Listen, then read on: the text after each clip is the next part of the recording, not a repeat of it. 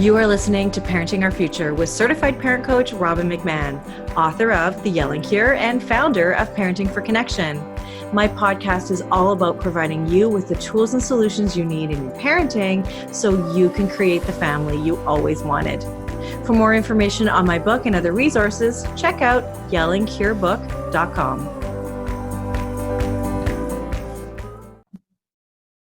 Hello, everyone. Welcome back to my show. It's Robbin here. You are listening to Parenting Our Future, and I have a really special guest today, somebody who I consider a friend, and she is all sorts of awesome.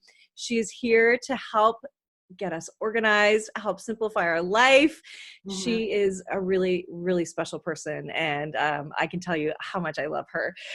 So this is Anne Gomez. Anne, welcome to the show. I'm going to just tell everybody a little bit about you first. You are the founding president of Clear Concept, Inc. You are committed to helping people thrive at work, and you lead engaging training programs around productivity, high-performance teams, and a Thrive mindset. You are also the best-selling author of the book called The Email Warrior, How to Clear Your Inbox and Keep It That Way. And you're actually launching that right now on Facebook, relaunching it on Facebook. And it's a really exciting time for you. Now, in addition to your book, your general awesomeness, you really work with some really important people. So you're kind of a big deal. And I know that. That's not lost on me. You work with people. You work with top lawyers, people in finance, healthcare, and consumer goods. You also hold an MBA, and you bring years of experience as a management consultant to all of your work. But you don't just stop there, and no, you are also a mom to four kids, ranging in pretty big ages. And they are also very active kids. So when you're not at work, you are racing around, going from place to place with these beautiful kids. So first, thank you for being here and welcome. Well, thank you so much, Robin. I am thrilled to be here. I'm a huge fan of yours, as you know, and this is so much fun for me. So thank you very much for having me on your show. Oh, you're so welcome. So you and I know each other because you and I have worked together, right? Yes, absolutely. Absolutely. I am a big believer in seeking out the experts in every phase of life, and parenting is creating a family where we all thrive is my most important goal.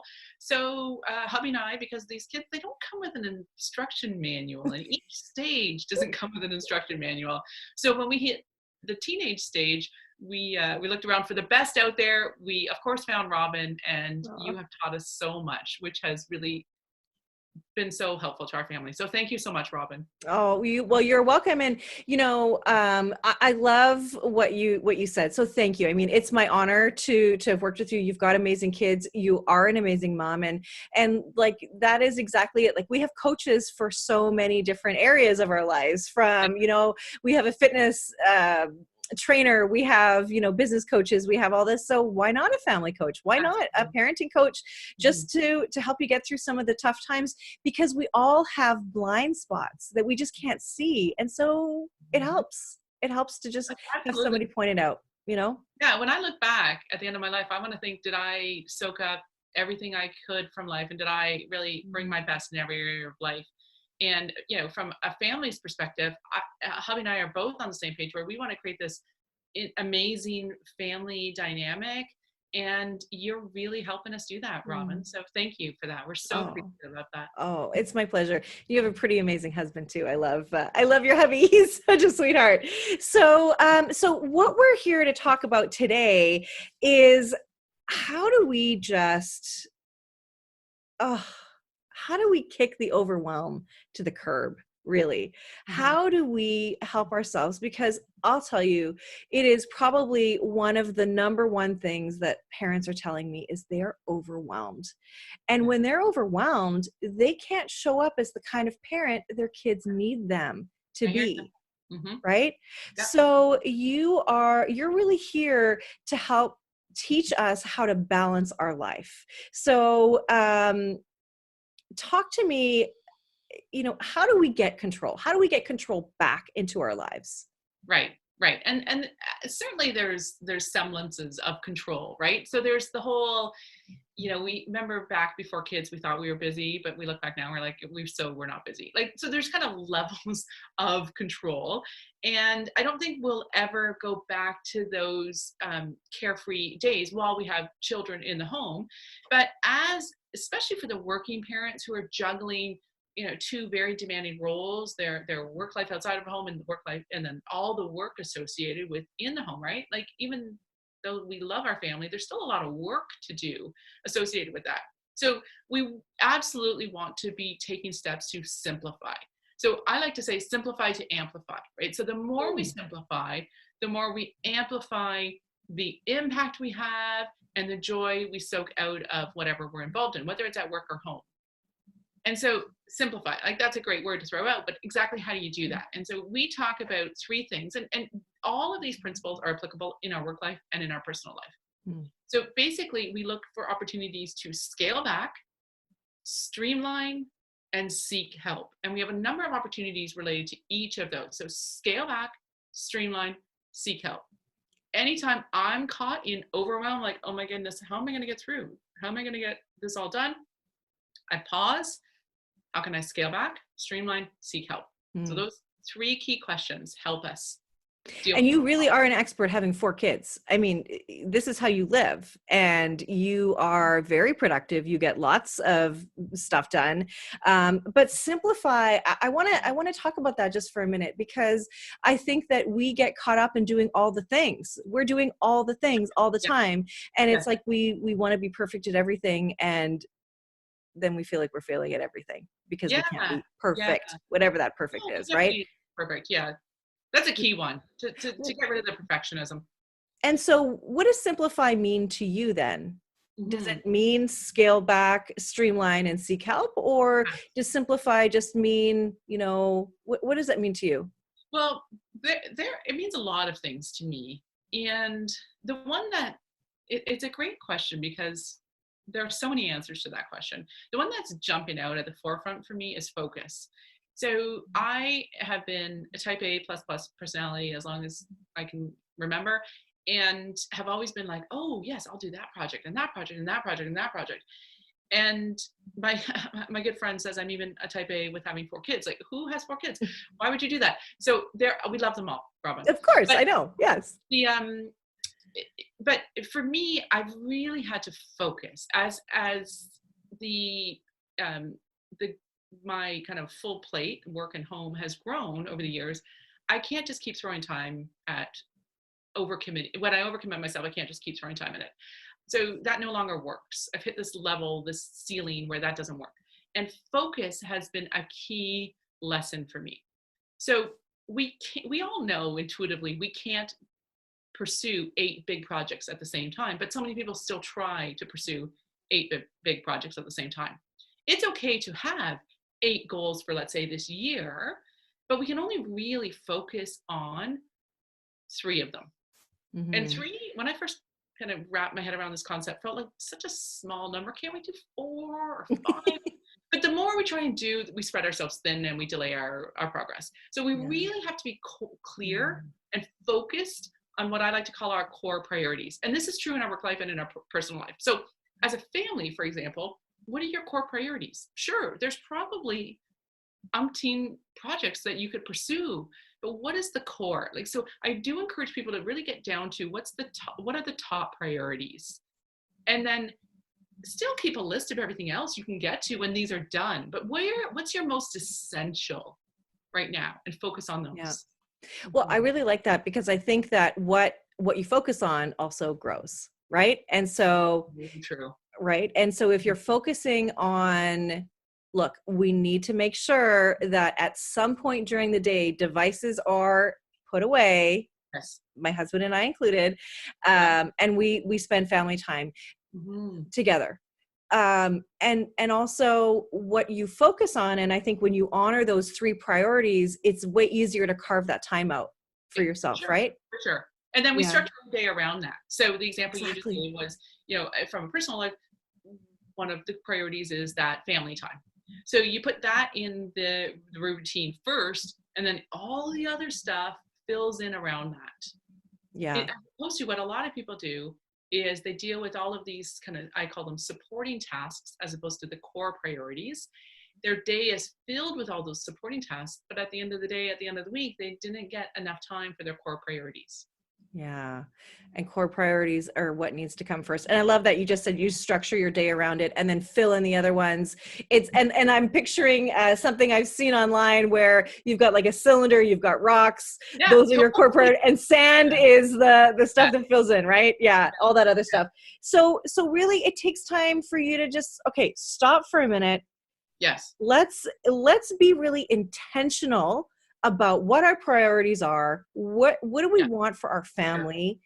And then go there. Because like, let's be honest, most of the time we are running like chickens with our heads cut off, Totally. not being intentional, being No. reactionary, not proactive. And this is what you're saying. Okay, so everybody listening, please take a moment, stop, stop, stop spinning and just say, okay, what do I want? What is the most important thing to me?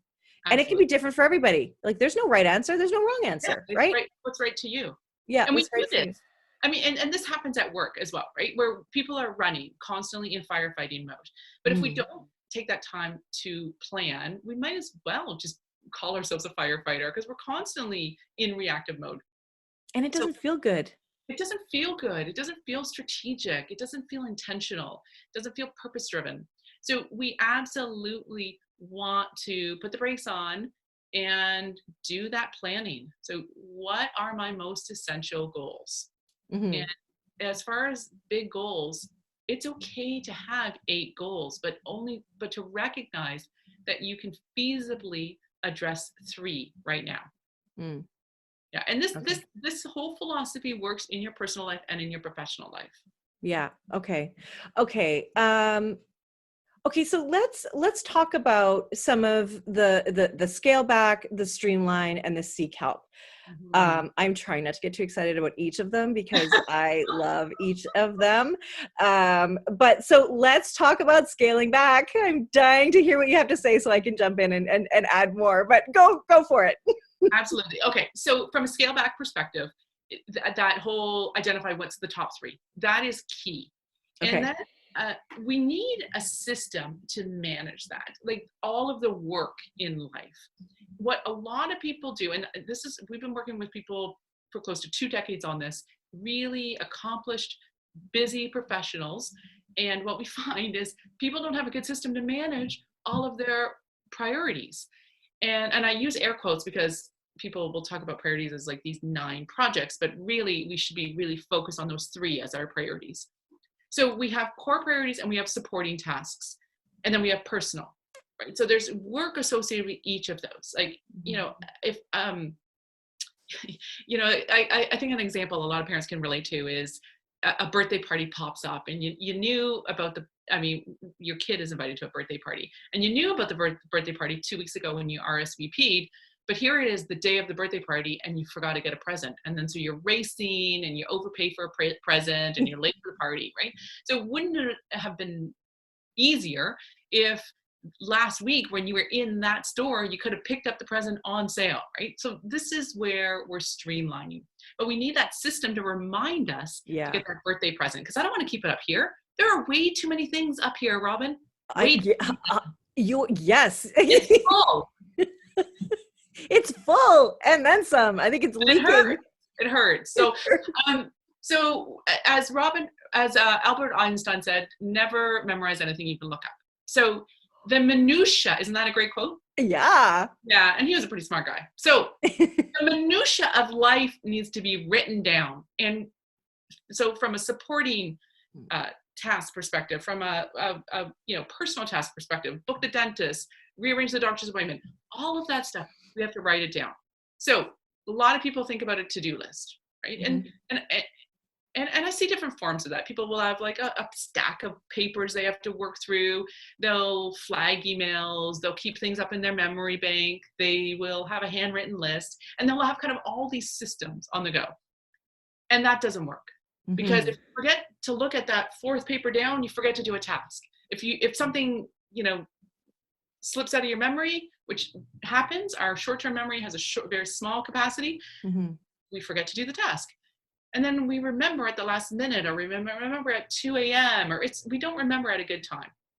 So what we need is this great system to track all of our work and to keep us focused on our core priorities, but also staying on top of our supporting tasks. So that tool we like to call a master action plan, or a map. Oh, I love it. I love it too. I see what you did there. Isn't that good? I took a lot of joy when we came up with that acronym, I'm not going to lie. So your master action plan, this is basically a rebrand of your to-do list. Let's throw out the to-do lists that are not serving people, that are haphazard and disparate systems and not complete. We are rebranding this as a master action plan. And every one of your listeners needs this in their personal life and in their professional life. And you're giving them this. I'm giving a template. Yes. Yes.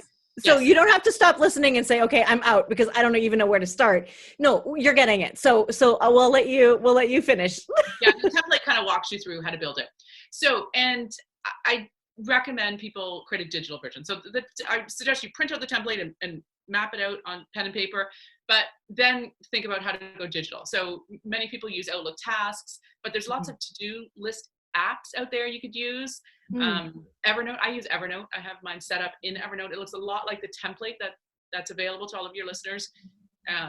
You could set up a template in Word. I mean, you can use any, there's lots of, not any, you can use a lot of different systems, some like the ones I just mentioned. But it should be accessible. It should be, you know, I would say also multi device friendly too. So you can look at it on your computer, and also can you make it so that your spouse can look at it too? Yeah, absolutely. Yeah.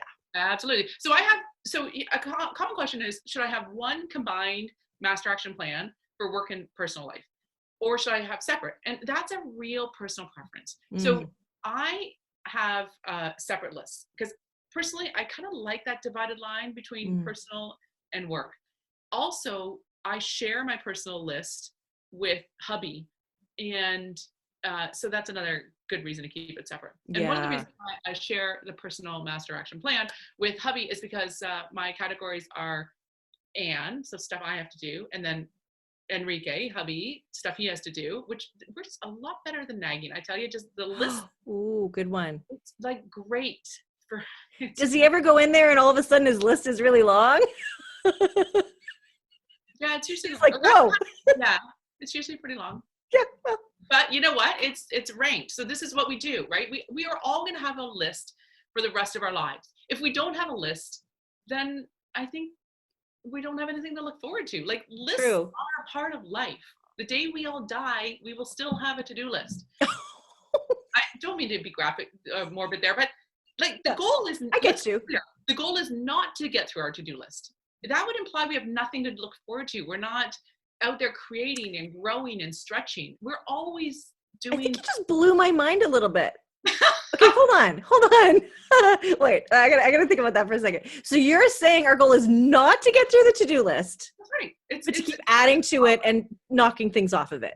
Yeah, of course. We want to knock things off, of course. Yeah. It will always be growing and evolving. It's like it's like zombies, right? Like they just keep coming. Like, but a nice version of zombies. Yeah, the friendly kind that doesn't want to eat your brain. The friendly zombies, yeah. Exactly. Yeah. So yes, we want turnover on our master action plan, of course. But you know, just because there's a long list, that's exciting. That's great. What is frustrating is when people are overcommitted, and where they feel stretched too thin and they have to get 19 things done in one time slot. That's where the stress comes from. And so that comes back to those three priorities. So what are those three priorities?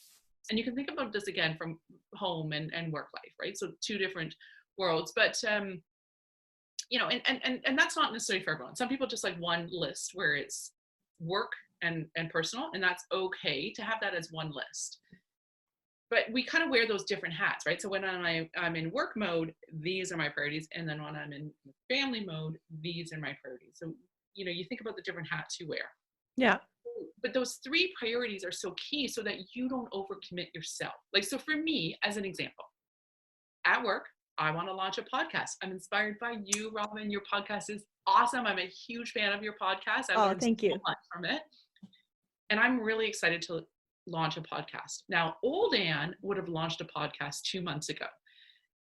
But new, more educated Anne, who's applying the productivity secrets of the world's most productive people, realizes that it's not, like, I recognize it's not one of my top 3 right now. Right. I have another project that I should have wrapped up in about 3 weeks, my major contribution to that project. And in 3 weeks, I can bring another project above the line. And then I can perhaps work on the podcast if I choose to bring that project up, because there's lots of exciting opportunities. But, it's very important for us to manage expectations around that. So, for example, I have podcast companies calling me a lot. Hey, do you want us to help you launch your podcast?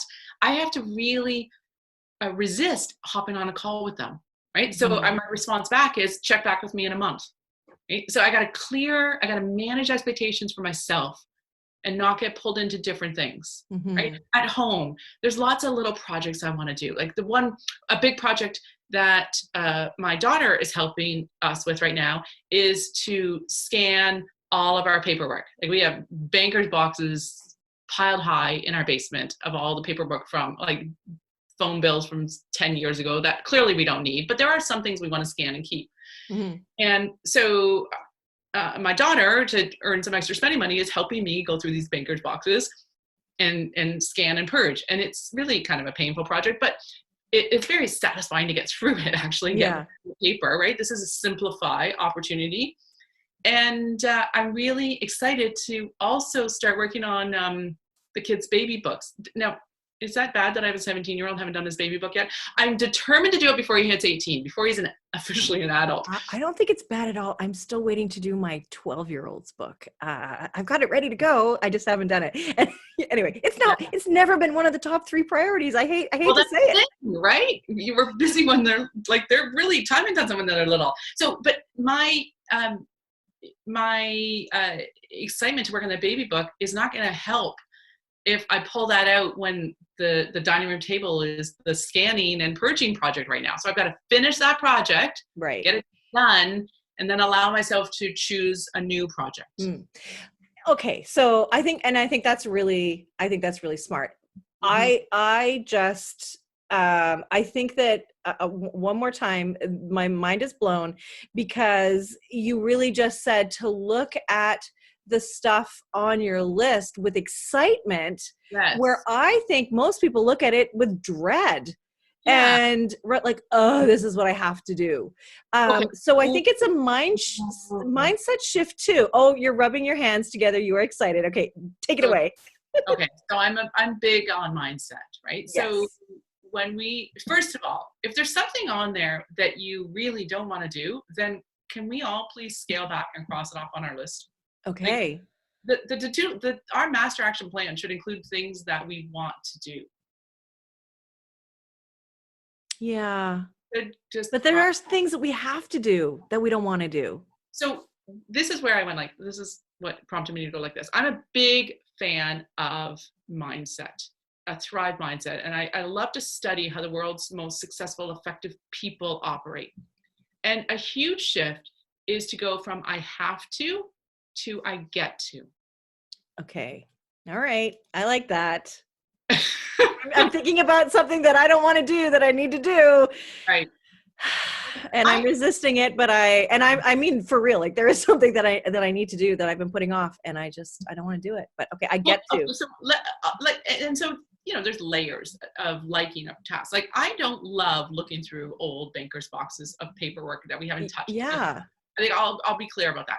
But what do I love about that? I love that I'm spending time with our daughter. I love that I'm teaching her that you've got to work for extra spending money. I love that we're going to have digital access to information. I love that we're clearing up space in our storage room downstairs. And I love that I'm really soon going to be done this project so I can move on to the baby books. So we really can reframe work. Yeah. Right? Yeah, I think that's a good wake-up call for me too, because I'm all about reframing the way I see my child, the way, all this stuff, but I don't reframe the way I see the stuff I have to do sometimes. Yeah. But I think that also, and I think we're going to get to this, there is also the seek help part of it too, right? Oh, If you yes. really don't want to do it, if it's really hard on you, mindset aside, Yes. um, you've Yes. got to also do that. Absolutely. Yeah. Ab- Okay. yes. Okay. So then, Mhm. okay. So scaling back involves us really picking those three priorities. So everybody here, this is your call to action. Stop for a second. What are your three main priorities? And, look, here we're talking to parents. So let's talk about your three priorities for your family. Is it sports? Is it family time? Is it, maybe there's renovations? Is that a part of your thing, or cleaning up the yard? Like, what are your three priorities? And then how do you move through? How will they morph and change? And again, like you said, you will schedule your days and your time around those core priorities. So you're saying, look at your to-do list as something that's exciting. We are not here to have a to-do list that has to be done, but we have three things that are always at the top that are our main priorities. Everything else needs to wait. Yeah. Is that a good way to recap that? And there are other ways to scale back also. So Okay. that master action plan is the foundation. That is really a must. And I would encourage everyone to think about creating that sophisticated to-do list. But other ways we can scale back. Let's say entertaining. And there's a huge range in how much energy we can put into entertaining. Yep. So, the way we overdo it is we feel like our house has to be perfect and everything has to be homemade. So another way to entertain is to order in, do a potluck, and as people come into your home and pass by all the baker's boxes in your dining room, to be like, oh, don't even ask me about that. And you know what? People will probably like you more if your home looks If like you're that. real, If you're yeah. real. Yeah. Yeah. If we want to socialize this because we love the people, it doesn't mean our house has to be perfect. So really, Yeah, it's so true. no one loves compliments, but like really, like the more we can let that go, the better. Or can you Yeah. use a restaurant? Like, Yeah. how can you focus on what you love doing without this perfectionism clouding and dragging you down? Yeah, it's definitely true. And I'm bad for that too. I definitely want to make sure that my house is perfect and, all of that stuff. I do have to say, as I get older, though, I care a little less about that stuff. So You I probably do, I enjoy do. it more. Yeah. I mean, I definitely appreciate that. But I think that's a really good idea. And I just want to say, I have an idea for you, Anne. I think you should Oh, have a bunch of people over and have a scanning party. oh my gosh, yes. You want to come, Robin? Yes, I will fly out to see you, and I will bring a bottle of wine and we will Okay. scan together. Okay, if you fly out, I'll provide the wine. How about that? Oh, okay, even better, even better. Okay, so that's really awesome. So I think that, like, in terms of simplifying our life, right? We're going to give people the master action plan, which is super great. And there are other things that you can do. Like we have in my house, we have a family sharing app. My husband does it. I don't know how he does it, but it's through our iPhones. So we have a family calendar. We also have an app that is, I think it's called Our Groceries, where we both add lists. So we have like one file in there that's a Costco list, and then one file that is like our regular grocery store list, right? And so we both add to it, and then all I have to do is hold up the app, and we're cute too, because we put little cute, like, a big bag of love. Put that on the list too. Oh, that's really cute, Robin. Maybe that's too really cute. I don't know. Anyway, my husband would be like, I'm in aisle 7 and I can't find it. Yeah, exactly. So it's kind of cute. And I know I've been at the store. I love going and doing the shopping because for me, it's a break. That might not be for everybody, but for me, it's a break. And so my husband has sometimes watched the app as I like tick things off of it and they disappear. But anyway, I find it essential because you can even have, in this particular app, you can even have a separate list that's like your party list. Like because I need cups and cutlery and, plates and that sort of thing too. Right. So But yeah, you're right. And I talk about it in almost every podcast that I do when we talk about these kinds of things, is we've got to stop pretending that we're perfect or trying to be perfect, because it's so much energy wasted and people just want to be with us. They love us, not our dust-free home, right? They love us. And let's remember that we are here and wired for connection. We let's embrace the love, not the perfection. That's not what people care about. And it even brings us further and further apart, because then we feel pressure that now we have to be perfect. If I've got, now Robin's coming over, great. Now I've got to be perfect, right? When I don't even care, right? So we need to drop the facade of perfectionism in general, right? It just perpetuates the lie. It's true. And this is true at work as well. So there's a difference between striving for high quality, which is the pursuit of excellence, and versus striving for perfection, which is very fear-based, right? If they think I'm not perfect, it gets right to the heart of, am I good enough? Right? Am I an imposter? Right? And so we really want to address that fear and step into really honoring that we are good enough. Striving for excellence versus striving for perfection, two very different animals. You are currently listening to the Parenting Our Future podcast. I'm parent coach Robbin McManne. And if you're enjoying this podcast, please share it with someone who you think might also need to hear this. Please don't forget to subscribe, and I would be grateful if you gave me a 5-star rating on iTunes. And if you're a parent who's struggling and you feel like you might need some support to be the confident leader of your family, where you can calmly respond to any kind of behavior, disrespect, or your kids not listening to you, well, I have a membership group that you might be interested in. All you have to do is go to kamomsclub.com for more information. That's kamomsclub.com for more information. Now, back to the show. Okay, so now we're going to go into streamlining. So we've just talked about scaling back. Okay, how is scaling back and streamlining different? Okay, so streamlining, we want to think about automating as much as possible, right? So you talked about a party list in your app. That's an example of a checklist, and a checklist is a great way to automate. So let's say something your family does regularly, like heading off to a kid's sporting activity, or heading to the cottage for the weekend, or whatever it may be, going on a trip, right? So we have these recurring activities in our lives, regardless of how frequent they are, and we tend to reinvent the wheel each time.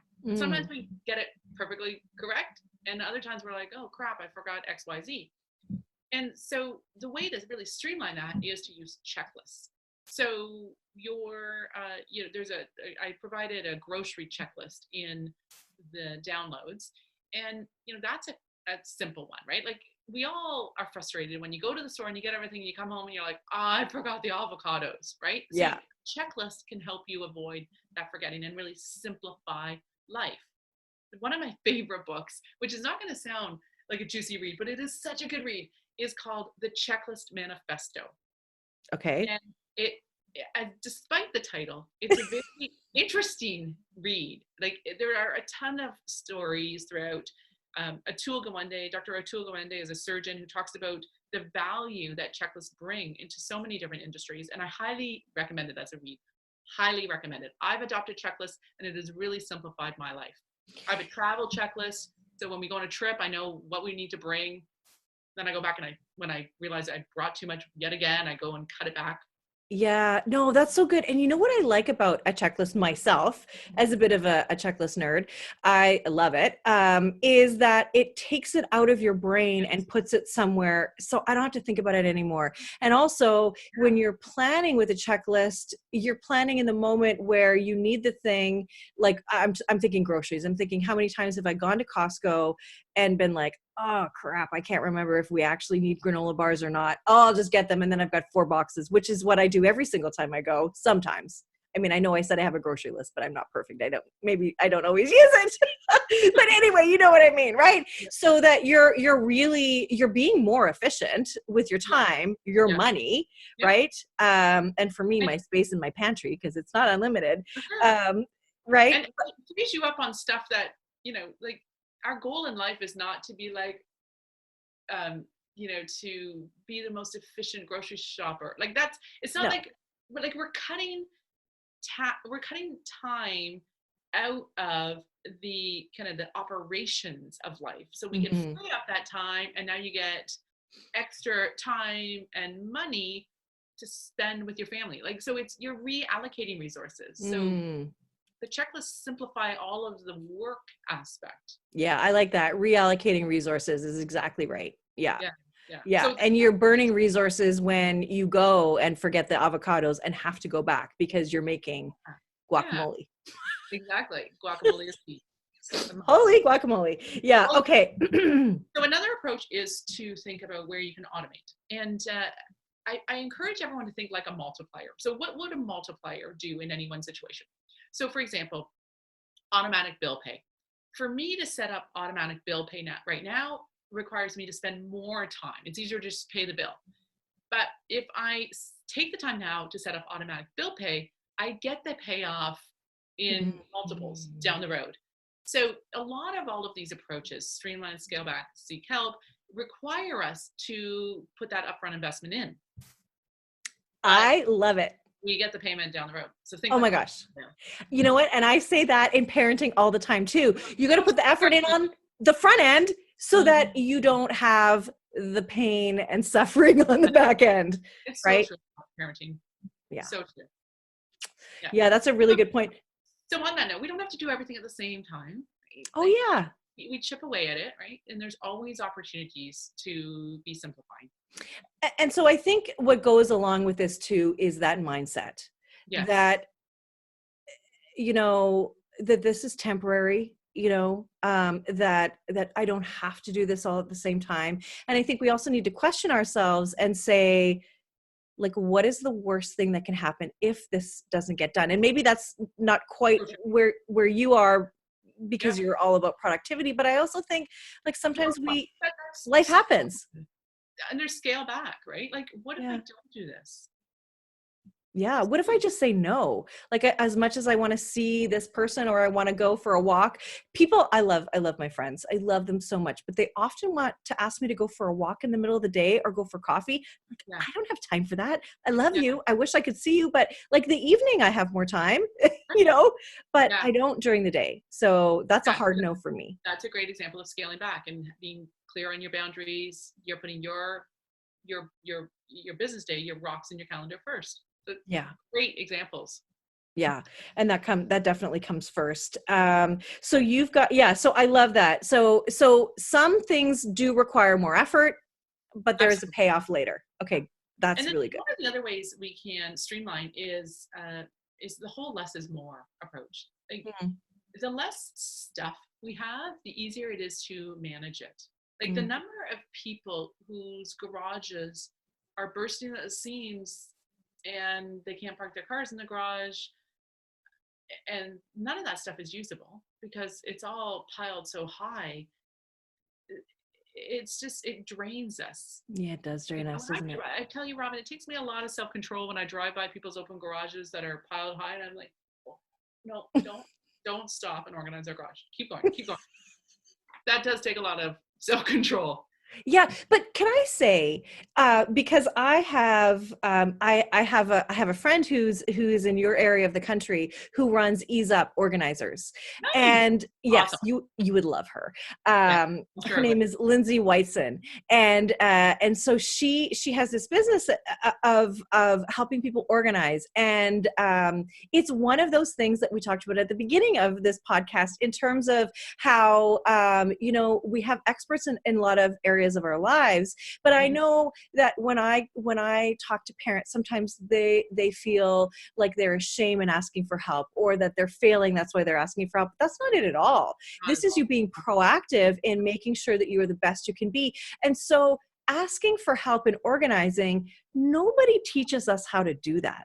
Right. There is no course in school that says one day you're going to have a garage and we're going to show you, well, I mean, not that that would ever happen, but just the fundamentals of organization, and also how that will weigh on you mentally when It you does. look at that every time, right? It does. So Yeah. So we really want to clear out anything that doesn't serve us. So anything in your home should have one of two purposes. It should be useful, or it should be beautiful. And ideally both. Yeah. Yeah. And so Marie Kondo, who wrote a very popular organizing book, she talks about, does it bring you joy? Like, so some dear friends of mine gave me this water bottle, and it brings me joy. And so something we did to simplify our lives is just, 4 kids and sporting events and blah blah blah. We've accumulated a gazillion bottles. Yeah. Cleared the majority of them out. We pass them on to the Goodwill, and hopefully someone else can make good use of them. And we have a very limited number of water bottles now. And so each of the kids really treasures their water bottle. I treasure mine. We have a couple of spares, but we don't have this excess. And we really treasure them more. And the items bring us joy. Versus a cupboard full of bottles that are all falling out, and bottles are scattered all over the house. Yeah, we've had that too. Yeah, and a cup isn't a crime. Having a water in a cup is not a crime. Well, but it is for me, because I tend to spill it on my computer. Oh, fair enough. No, fair enough. But a good way to kind of deal with all the if your cupboards are bursting at the seams is to take everything out. Maybe do one cupboard at a time. Take everything out and only put the things back there that you love. And then everything else that's kind of like the maybes, they're probably get rid of them. Yeah. I have to say I did a purge, which I love. A purge. Oh, right. I see the your eyes actually turned into hearts when I said a purge. Yeah. And so, what was really good about it, because part of the problem with the purge for me is that, okay, now where am I going to put this stuff before I take time to give it away? Well, it just so happened that big brothers and sisters called me and said they were going to come and pick it up for me. So I did this big purge, and I just put it out on my front porch, and they came and got it. I mean, talk about a win-win, right? I think every home should have a container, a giveaway container. Yeah, that's a good idea. And when that container fills up, so ours is kind of about yay big, and every time it fills up, I put it in hubby's trunk, and I ask him to swing by the Goodwill on the way home. But there are a lot of the services that will pick it up from your front doorstep. Yeah. We just sort of seem to struggle getting it out, right? And so then we have like the black garbage bags of clothes that we want to give away, and they just sort of sit there. So that's work I need to do. That emotional attachment, and that's why. So once you've made the decision, you want to transition it out as soon as possible. Right. Can I share another great tip I heard that usually audiences love? Is every year, and pick a day. Could be your birthday, could be January 1st. Pick any day, and you take all the hangers in your closet and you turn them the other way around. So instead of hooking like this, they're hooking like this. Yes. And a year later, and when you take the item off throughout the year to put it on, you put the hanger back properly. And then I get you. You know what to do with all those clothes that you haven't worn in the year. Yeah, that's cool. That's a good idea. Yeah, I think I've heard that before too. So you just switch your hangers around, and then as you use it, you put them the sort of the right way back, and then if you've worn it or not. Yeah, that's a really good one. Yeah. So many of us hold on to way too much stuff, and life is easier, and we get more joy out of items when there's less. Yeah, that's very true. Yeah. Okay, so should we transition to seeking help? Absolutely. So you gave an example of your friend, the company Easign, did you say? Ease Up Organizers. So great example of hire an organizer, hire a parent coach, hire someone to come cut the grass or prep meals or help you in any way. And so I think the reaction oftentimes is like, that costs money, and where's this money coming from? Are you going to pay for that, Anne?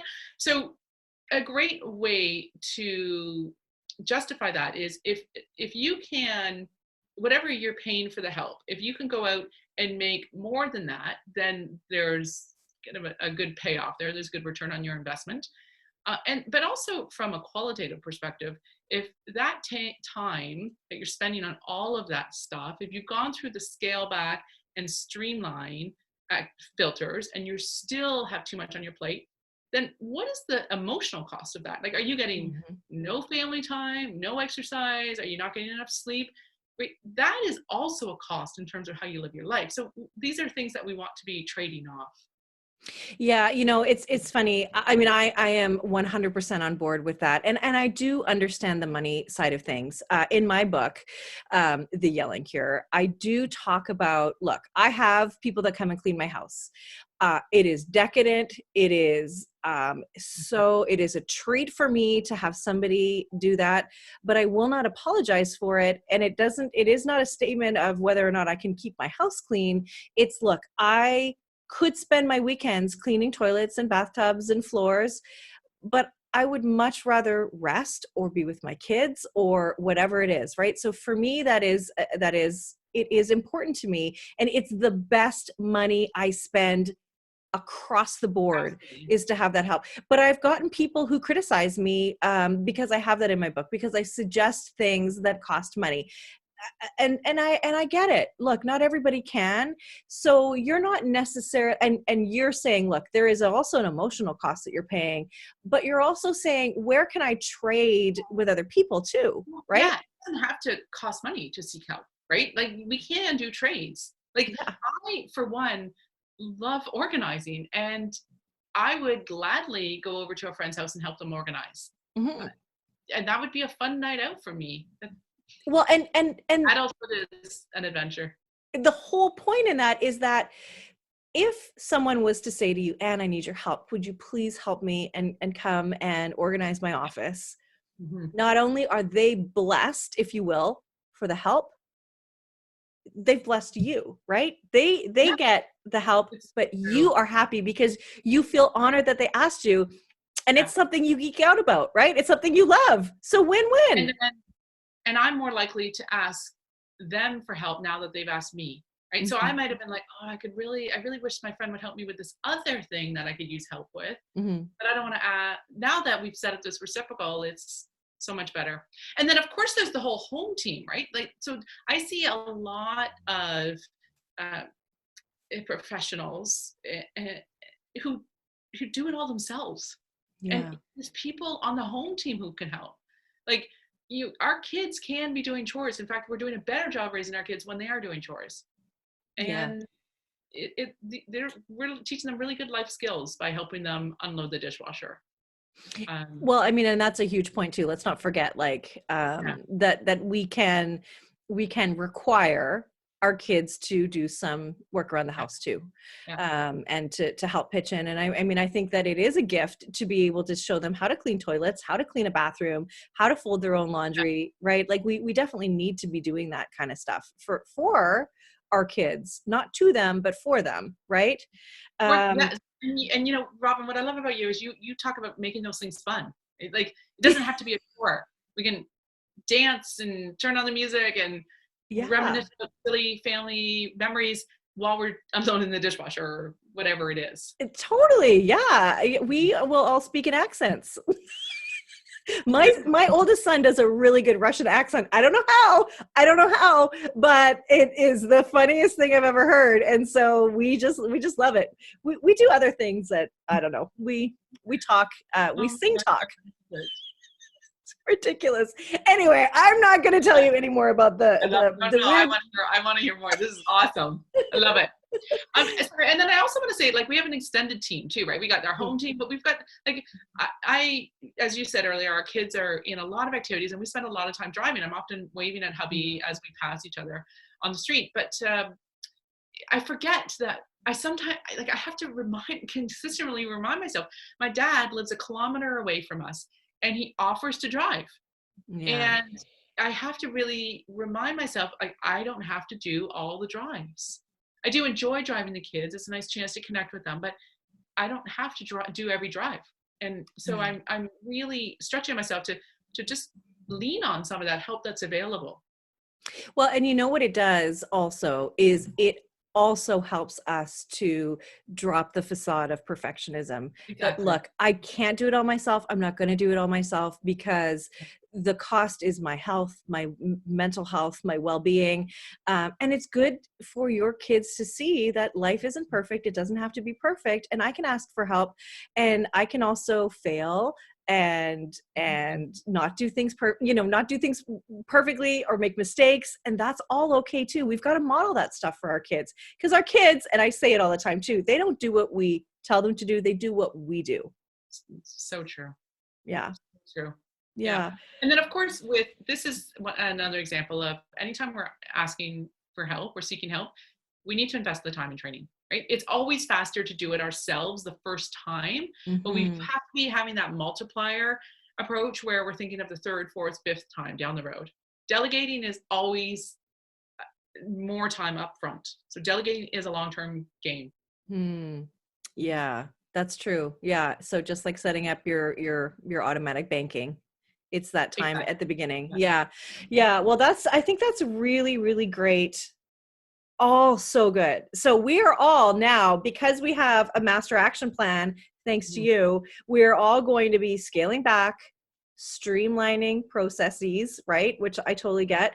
And seeking help, asking for help. We don't just bless ourselves with the help, we bless the other person who got asked by us. It's love, right? And it drops that perfectionism and the facade of perfectionism, which we just do not need. It is holding us all back. It's holding us back. Really?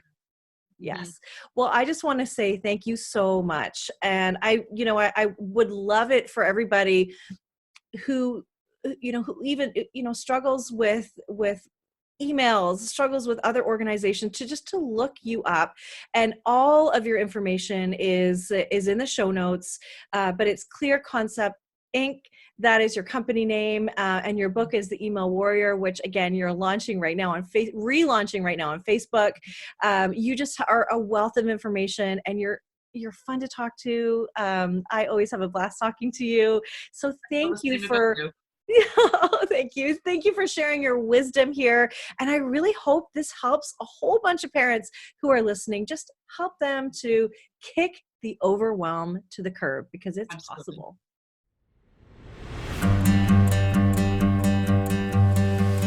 Thank you for listening to this edition of my podcast, Parenting Our Future. I'm parent coach Robbin McManne, and if you're enjoying this podcast, please share it with someone who you think might also need to hear this message. And don't forget to subscribe, and if you like my work, I would be grateful if you gave me a 5-star rating. For those of you who like my content and want more, visit me at yellingcurebook.com to get your copy of my book and to find other resources to help you. Until next time, I am wishing you and your family peace and connection.